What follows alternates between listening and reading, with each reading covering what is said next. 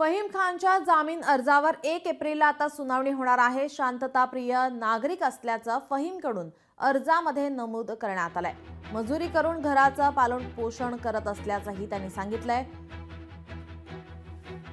विश्व हिंदू परिषद आणि बजरंग दलाला आंदोलनाचा जाब विचारायला गेलो, राजकीय पक्ष करत असलेल्या आरोपाशी संबंध नाही असंही फहीम खान यांनी म्हटलं आहे।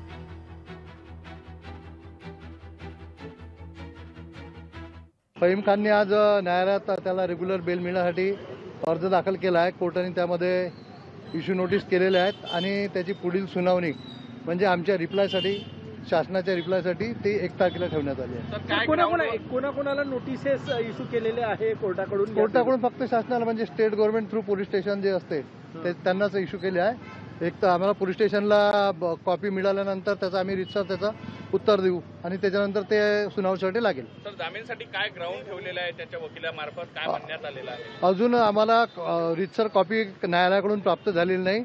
ती प्राप्त झाल्यानंतर ते त्यांनी कुठल्या ग्राउंडवर बेल अर्ज केला आहे याच्याबद्दल माहिती देता येईल। लोकशाही मराठी ऐका, पहा, जागरूक रहा।